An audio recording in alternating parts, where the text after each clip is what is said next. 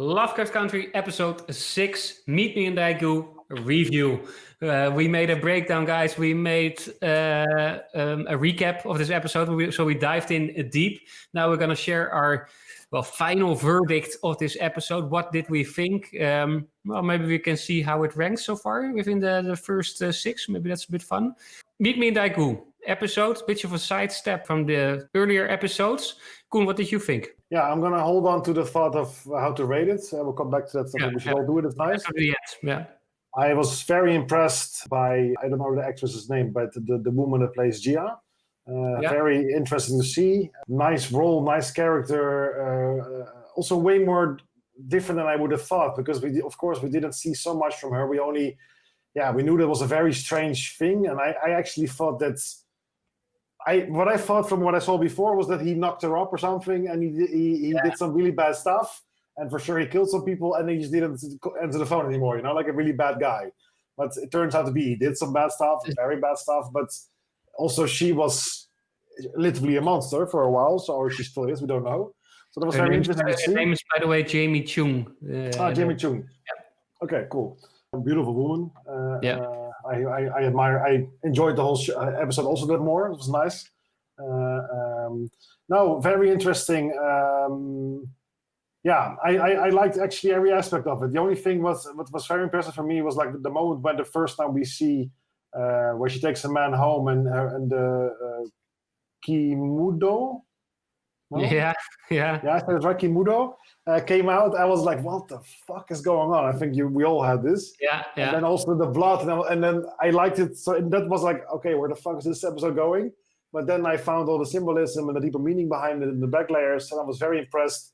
And the most impressive thing was for me when she was all dressed up with that blue dress and that fur jacket, and she was standing in a big American base, and she told Tick what is what and why she was upset and why she wanted to kill him.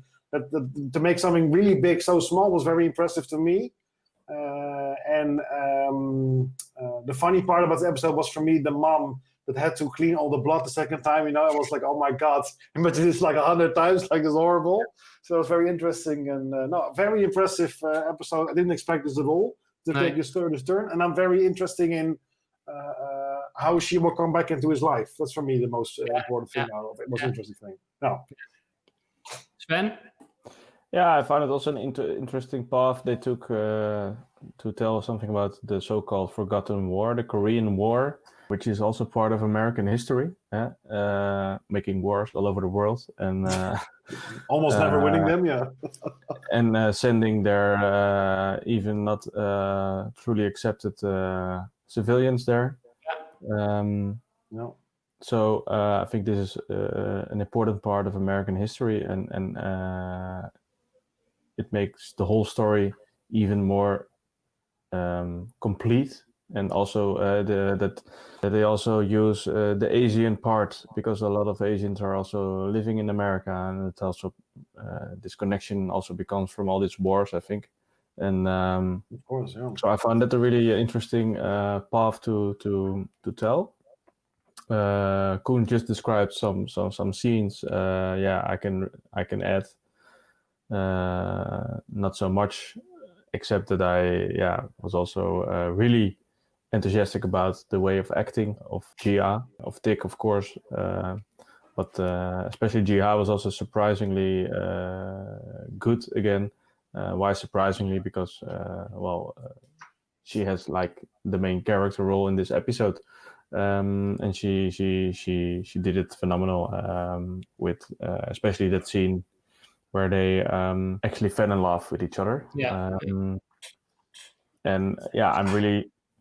I was fascinated again by some symbolism with this creature, but also at the end, how it would what does the shaman what did she meant with this? And that you always keep on thinking, you have something to think about afterwards. And it's always surprising, Lovecraft Country so far, and also this one again. It was, compared to the other episodes, a bit more a realistic episode.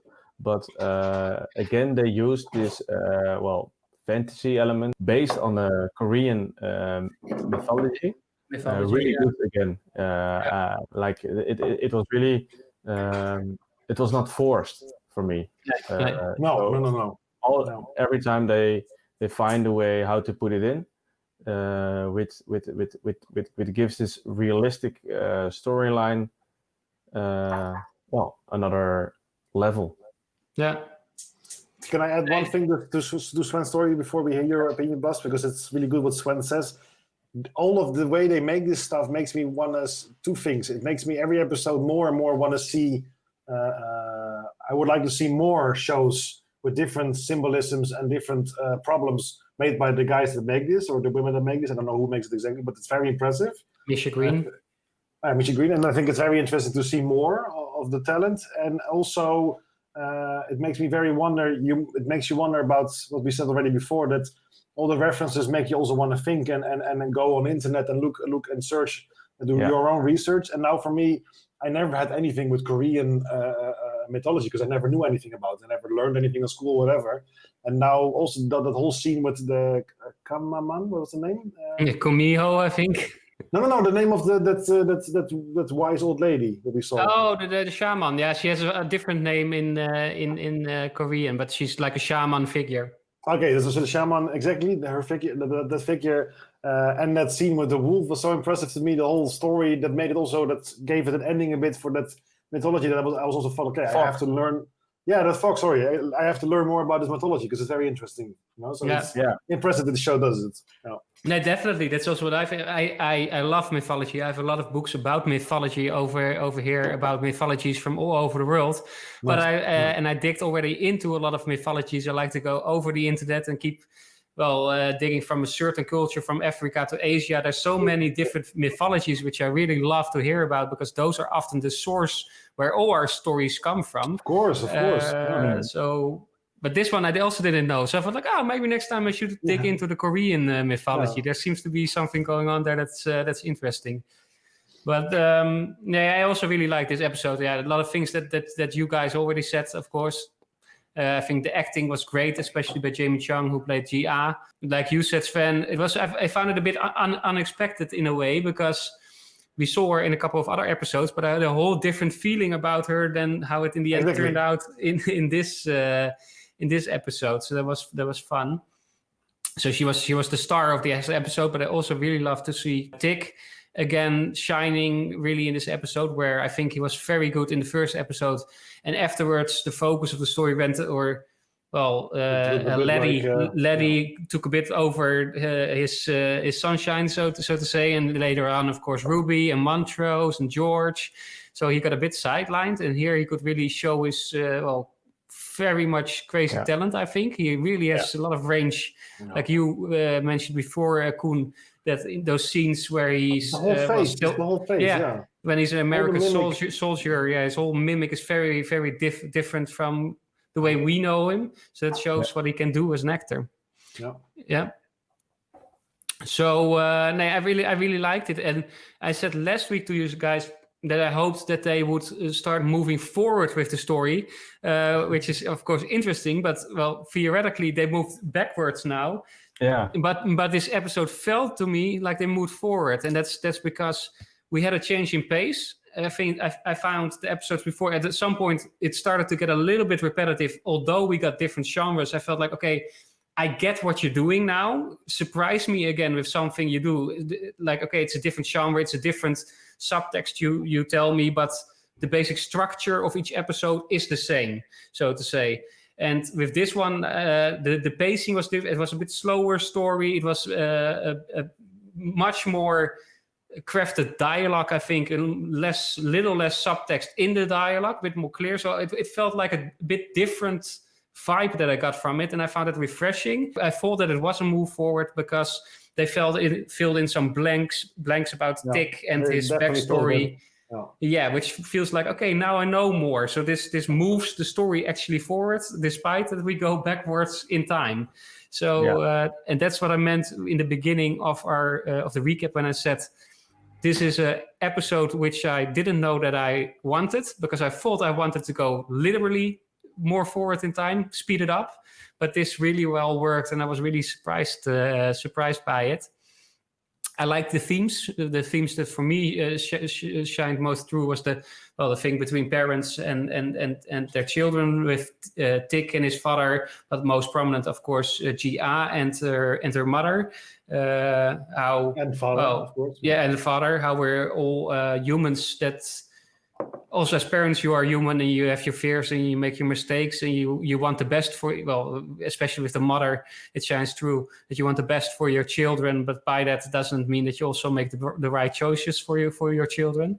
So there were a lot of those kind of dialogues and themes in that I found very interesting and well written, that sometimes really hit me when I was looking at it. Like, wow, that's quite well written. It hit something with me. I really like that. So yeah, overall, I really enjoyed this episode. It makes me excited for what's to come, because I hope really we will see more of Gia in the upcoming episodes, because I think she's a great addition to this already great cast. Last week the Emmy Awards were how you say, rewarded. Yeah. And I think must be this series, these actors, the director, they must at least get a nomination. Yeah, for sure. Bas, you follow most of the online stuff regarding shows and movies. Is it creating like the buzz we expected to be? No, I think it's not creating the buzz, but you have to ask yourself the question: it's creating the buzz? I think with critics and those kind of things. Of course, I think it's creating quite a buzz with Black community, but. I think but they have, of course, already the Emmys. They have, of course, Watchmen already to do that. Exactly, but I'm not sure if the Emmys, those shows that you have there, is really the shows. Yeah, Mandalorian was very popular, of course, but there's also a lot of shows in there that are maybe not for the masses. And I'm not sure if this is a show, as I already said before, that is going to be embraced by the masses. But it doesn't mean that it shouldn't win awards, of course, because doesn't have to matter necessarily. Yeah. But I think it's getting very much appreciated by the ones that do watch it. Yeah. But if you would have to rank this episode, I was thinking about it myself. Within the 6, where would we place it? Where would you place it, Koen? Yeah, I liked it a lot, because also what you said, the last thing you added to your review was like it was really fresh and the pace was nice, and it was like. He also said, like, surprise me or whatever. It really showed a bit like... I think episode 1 is still the best for me. Because that horror vibe, not even with the horror, not the monsters were the scary part. Those cops and the sundown states made a really big impression to me, even if I didn't know that particular story, but the way they did it was very nice. So I think this would be... at the moment, my second most favorite episode, I think. Yeah. Sven? Cool. In my top 3, definitely. Nice. Together with the first episode, the 5th episode as well, and last week's, yeah. Yeah, and maybe the 3rd. Okay. So the Indiana Jones one. The Indiana Jones one, that was number 3, 4. Yeah. Yeah. So but somewhere in your top 3. They're all quite getting a lot of my interest. So only the second one I had troubles with. Yeah. All right. Yeah. For me, I am share the same thoughts as you, Koen. I think the first one is my number 1 because it's also introduced us to this series and to the characters, and that was very cool to get for the first time within this so-called universe. So that was very nice. But this is my number 2. Yeah, I was very very impressed by the way this was delivered. Yeah. Okay. So this is my number 2 episode, I think.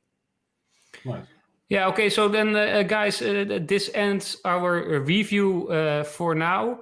Next week, we got another episode coming, already episode 7. After that one, just 3 episodes left, so we're really getting closer to the finale. For the people watching that doesn't know us yet, we do this each week. We make reviews, breakdowns, and recaps of Lovecraft Country. So if you want to stay updated on the series, don't forget to subscribe to our channel. Give us a little like if you appreciated what we did, and discuss with us in the comments what you thought about this episode. And then we see you next week with episode 7.